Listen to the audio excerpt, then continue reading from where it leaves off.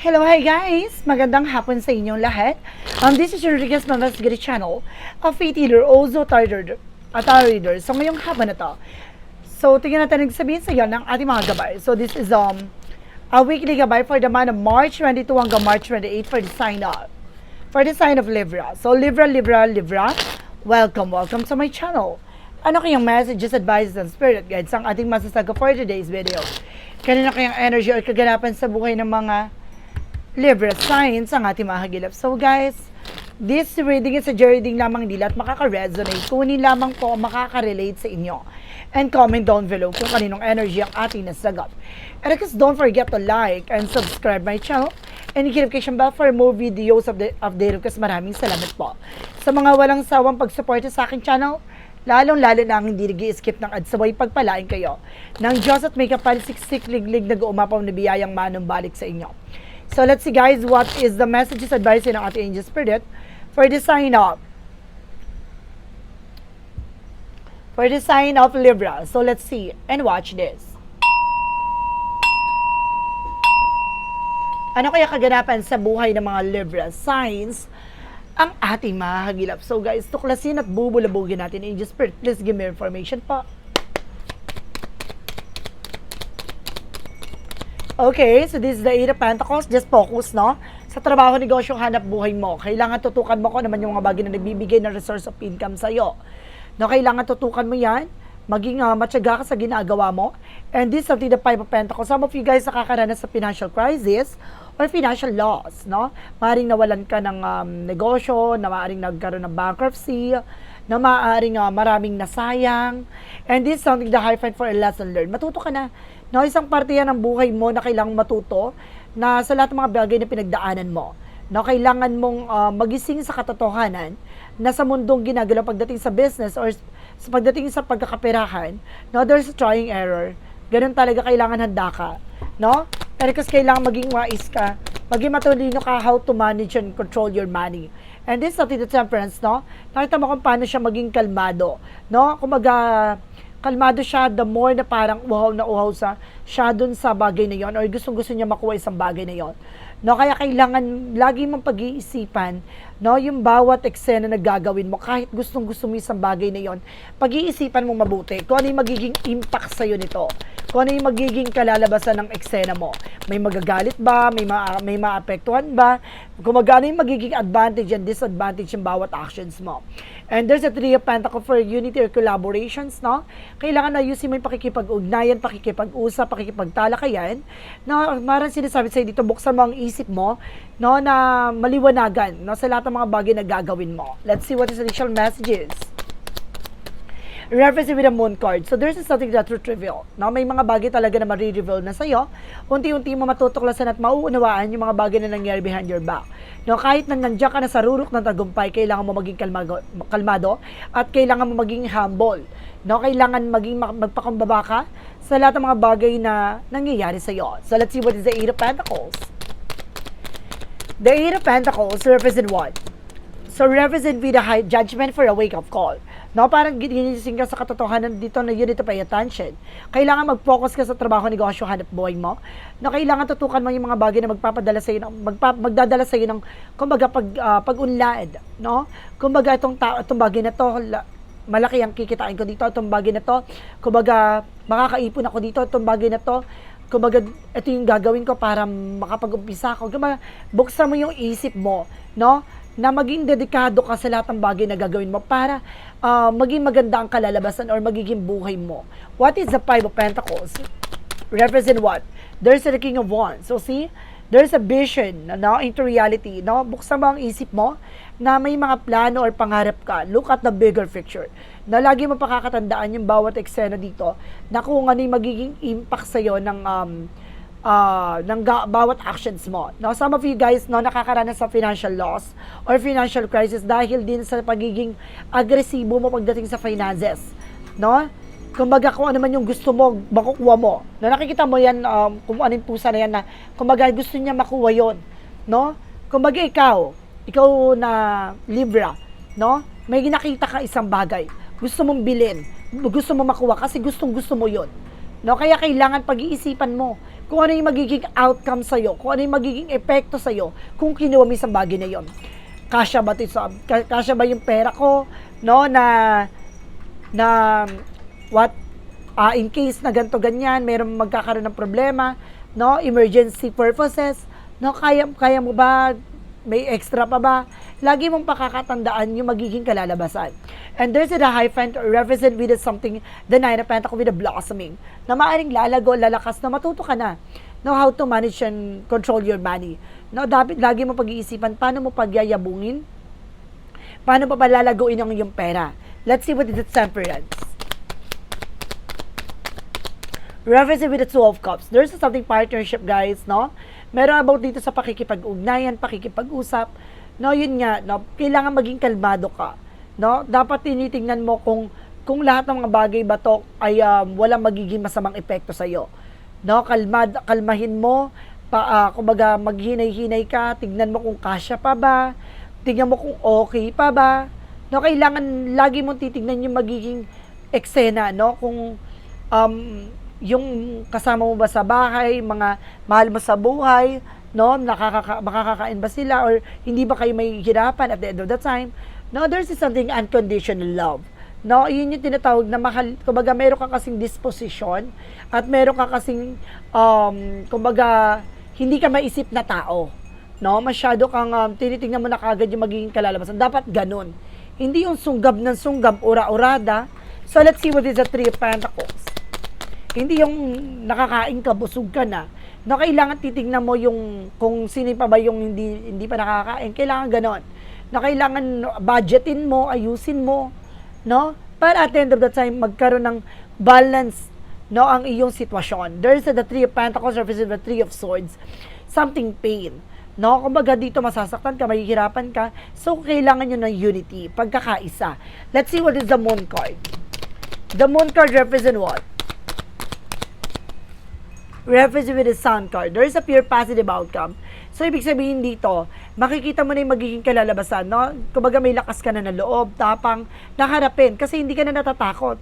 Kasi alam mo sa sarili mo na, fair ka eh, napatas ka sa lahat, fair ka sa lahat ng bagay, sa lahat ng sitwasyon. And this is something, guys, with an Eight of Pentacles, because the Judgment, represent with Three of Wands. Ngayon, naghihintay ka na lang ng resulta, ng kalalabasan, ng plano mo, ng pangarap mo, no, ng gusto mo. And there's a Five of Pentacles, because the King of Wands. Reference with the Eight of Wands. So, something focus, no? Ngayon, sinasabi dito na, kumaga, maayos na, no? How to communicate, how to manage, how to control. No, there's a lot of transaction and messages coming in for you. No? Let's see what is the higher because the Nine of Pentacles. So, this is the Four of Pentacles for saving money. No? Kumaga, matuto ka na how to manage and control your money. No? And of course, kumaga, wais ka na. No? Kumaga, alam mo na paano mo pagpapalaguin, paano mo palalakihin, paano mo pagyayabungin yung mga bagay na hawak mo. So, there's a temperance and of course, the Two of Cups. Represent with the Three of Cups. See, I told you. Now, there's something family. No? Friends. Ganun dapat. Lagi mo pakakatandaan na titignan mo yung eksena ng ibang tao. No? Yung mga kasama mo sa bahay. No? Ng mga taong nasa paligid mo. So, let's see what is the Three of Pentacles and of course the Three of Swords. There is something the Two of Pentacles. Maging balance ka emotional, physical, and mental. So, kailangan maging balance ka sa lahat ng bagay. Let's see what is the Moon card because the Sun card. Represent with the Knight of Cups. There is something an offer. No, ngayon, kumbaga, lahat ng mga bagay magliliwanag sa'yo at hindi ka mawawala ng offer. No, hindi mawawala ng opportunities sa'yo. Kasi alam mo kung bakit? Marunong ka. No, marunong ka sa tao, marunong ka sa sarili mo. No? Kumbaga marunong ka magpakumbaba, kaya pinagpapala, di ba? So, let's see what is the additional messages for the outcome. Ang pinaka-outcome dito, guys, is something the Page of Wands, a good news. May magandang balita dito at ito magandang balita nito magugulantang ka. Na maaaring maliliwanagan ka. And there's something the Seven of Swords. Dahil malalaman mo kung sino yung mga bagay o sikreto sa paligid mo na hindi totoo sa'yo. Na taong nagsisinungaling sa'yo, yung pala kalaban mo. Yung pala may lihim na inggit sa'yo. And there's an Ace of Pentacles. Malalaman mo dito dahil may malaking offer na darating sa buhay mo. No? Yung pala malaki ang insecure sa'yo, malaki ang inggit sa'yo, malaki ang galit sa'yo. Kapag behind your back, there's something, an enemy. No? So let's see, what is additional messages with an angel spirit for finances and career? So there's a page of convey intuition. Malakas ang gut feeling mo. Malakas ang intuitions mo. And there's a hangman, there's something new perspective. Baguhin mo yung pananaw mo. No? Yung nagkaroon ka na ng instinct pero hindi ka nag-pay attention. So kailangan kapag meron ka ng mga gut feeling, kailangan magtitake action ka. No? Kikilos ka, gagalaw ka. So let's see what is additional messages. And there's a 6 of cups. No, you're feeling stuck, you're feeling exhausted. That because of this person, no? Hindi ka makaalis sa sitwasyon dahil may tao na masyadong mapang-abuso. No, even your finances, umaasa. No, yun yung mahirap dito. So let's see what is additional messages, no? For about sa finances mo, there's a 9 of swords with the success driver mo, magiging matagumpay ka. Magiging mabilis ang dapo sa'yo ng swerte. Let's see what is additional messages with an angel spirit for your love life. So there's something guys with a magician for manifestation. With a God perfect time, ibibigay sa yung tao na for long term. No? Yung pang matagal, for a lifetime. And this is something guys with a 9 of pentacles, with a wish fulfillment. So itong tao na to pinangarap mo, na pinagdasal mo, hiniling mo. And there's an Empress card for revert. No? Ibabalik ulit yung sigla, pagmamahal sa sarili mo, alagaan mo yung sarili mo. Let's see what is additional messages. And there's something, the 6 of Pentacles, magiging balanse na ng iyong pagsasama, ng iyong relasyon. No? Let's see what is additional messages about sa health.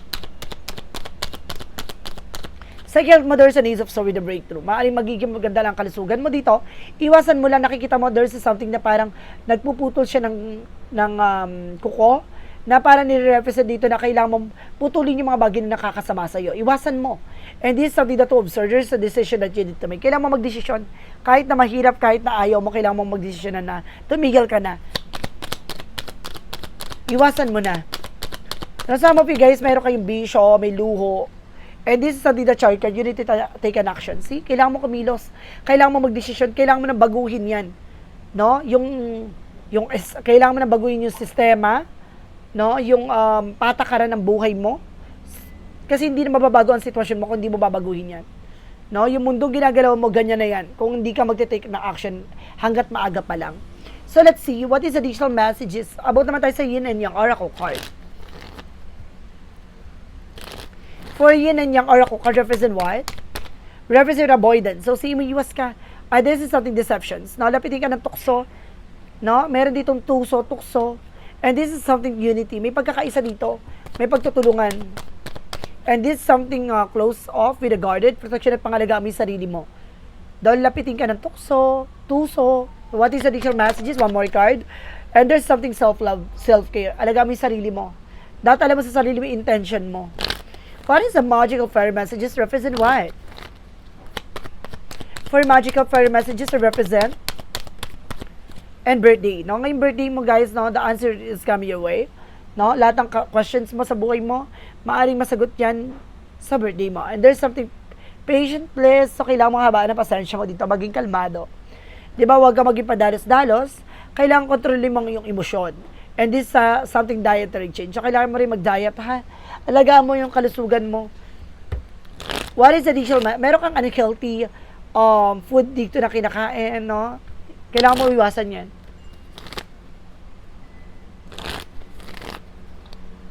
What is the romance angel for synchronicities? Storm. May unos talaga. Na may pagsubok sa buhay mo, may mga bagay na pinagdadaanan ka o pagdadaanan ka dito. And there's an Empress card. Pero ito yung bagay na to, yung magbibigay sigla. Or magbibigay ng chances na maibalik ulit yung sarili mo. No, ngayon parang mamahalin mo ulit sa sarili mo dahil may mga bagay na nasira sa eksena mo na ngayon na pagtanto mo, no, na kailangan mo alagaan yung sarili mo, mahalin yung sarili mo, and there's a wildness na magiging mabagsik at magiging ka dito, palaban na. No, parang there's something brand new beginning or brand new you. Malaking pagbabago sa buhay mo na magsisilbing bagong ikaw. Let's see what is the Romance Angels with a Mystic Love Oracle deck. And this is something soulmate. Now, may soulmate dito guys, some of you. And this is something spiritual awakening. Ito yung bagay na parang magkakaroon ka ng realization, no, mamumulat ka sa lahat ng mga bagay na pinagdadaanan mo, pagdadaanan mo, unti-unti mo makikita ang kahulugan ng pag-ibig at pagmamahal. Let's see what is the chakra messages represent what? For the chakra messages represent what? And there's a discovery, guys. Na unti-unti mo na madidiscover lahat ng mga bagay na dapat mong malaman, maunawaan, at maidagdag sa buhay mo, sa mundo mo. And there's a bittersweet, no? Sa dami mong pinagdaan ng uno, sa dami mong pinagdaan ng sakripisyo, paghihirap, no? Deserve mong maging masaya. Deserve mong maging masarap ang buhay. And this is something passion, no? Gamitin mo tong bagay na to, yung hilig mo, yung kagustuhan mo, para maisaayos mo. Kung ano ba talaga yung hangarin mo, ano ba talaga yung purpose mo. And there's a forgiveness. Na kailangan mo ng kapatawaran, kailangan mo magpatawad, kailangan mo ng ipagpatawad yung sarili mo sa mga bagay na nagawa mo. Let's see what is additional messages with the chakra, what is Archangel Michael messages. And take your time to make a decision. Kailangan mo ng oras na para makapag-desisyon sa lahat ng mga bagay na kailangan mong gawin. And this is something go forward fearlessly. Kailangan mo magpatuloy na walang kinakatakutan. Kailangan palaban. What is the romance angel represent what? We represent really love yourself first. So, kailangan mahalin mo yung sarili mo muna. Diba? Paano ka mamahalin ng tao sa paligid mo o sa tao sa sitwasyon mo kung di mo kaya mahalin yung sarili mo? And this is something forgive and learning. Kailangan mo, kumbaga, magpatawad, no? Ipagpatawad lahat ng bagay at kailangan mo matuto.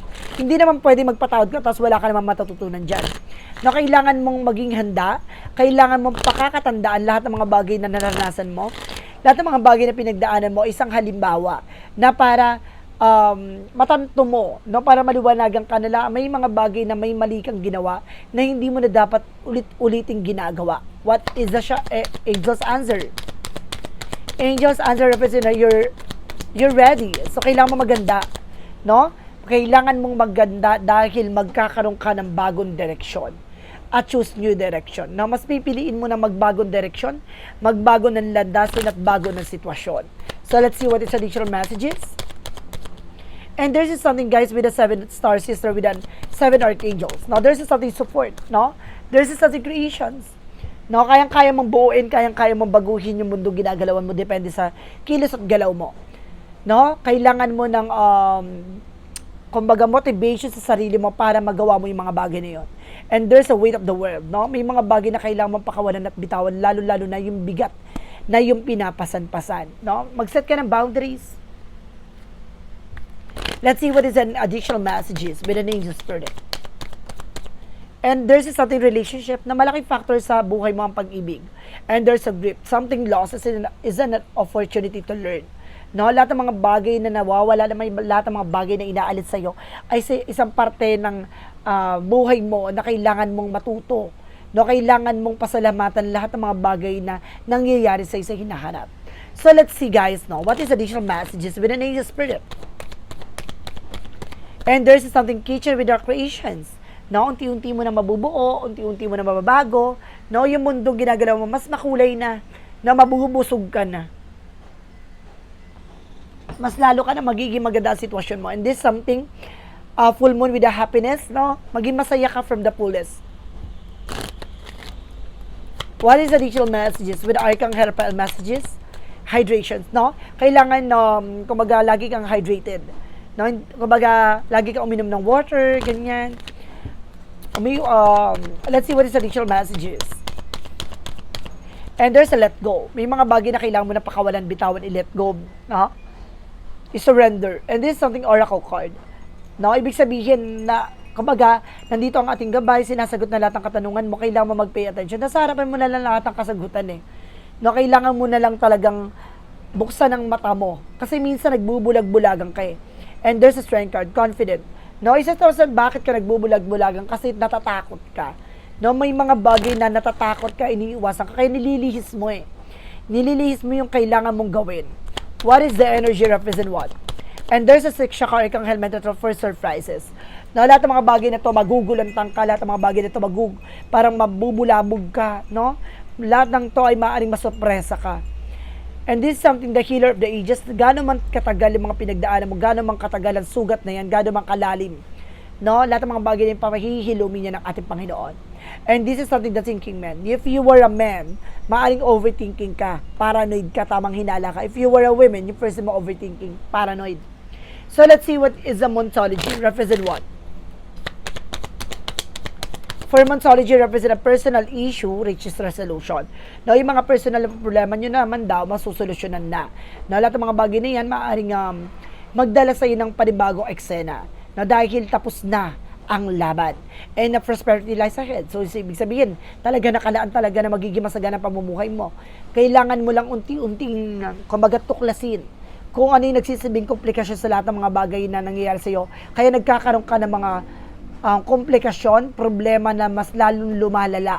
No? Marami tayong suliranin sa buhay. Pero kailangan lagi mong pakakatandaan na kailangan mong tapusin yan ng agad-agad. No? Kailangan mo mag-isip ng solusyon ng hindi problema ang iniisip mo dapat. What is the Jesus loving quote said? Represent according to your faith be into you. See? Depende sa pananampalataya mo, yung mga bagay na ipagkakaloob sa'yo. Kung matibay, malakas, solid yung iyong faith, ipagkakaloob sa'yo ng buo-buo yung mga bagay na what you deserve. So let's see what is the angel's number. Represent what?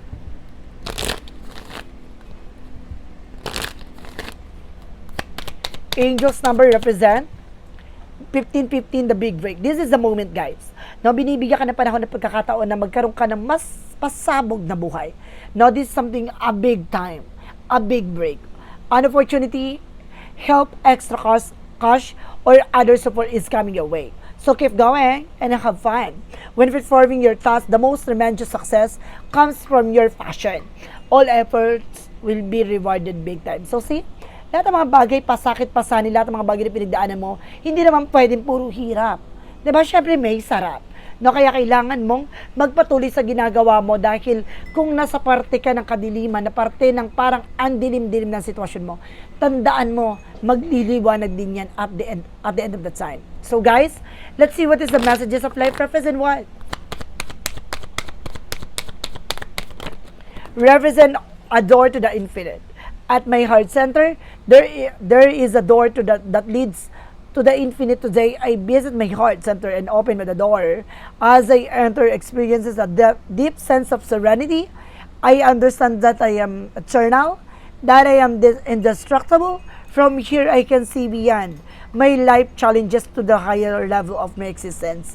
I know now that my inner life is infinite. So see, alam mo sa sarili mo, anumang mga pagsubok, lahat ng mga bagay na ibinabato sa'yo, lahat ng mga bagay na pinagdadaanan mo, na akala mo, hindi mo na kaya, na parang game over na, hindi ko na kaya, surrender na.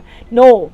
Kailangan mo magtiwala na lahat ng mga bagay na yan, yung kahinaan mo na yan, lahat ng mga bagay na pinagdaanan mo, magsisilbing kalakasan mo yan at the end of the time. So guys, this is a weekly gabay for the month of March 22 hanggang March 28 for the sign of Libra. So Libra, maraming salamat for this wonderful reading.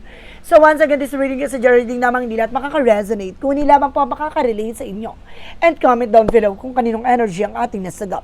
And don't forget to like and subscribe my channel and hit notification bell for more videos update ko. Maraming salamat po sa mga walang samang pag-support sa aking channel, lalo na ang hindi nag-i-skip ng ads sa way pagpalain kayo ng Diyos at may kapal, siksik liglig na gumapo na biyayang manang balik sa inyo. Maraming salamat and see you in the next video. Bye bye and babush!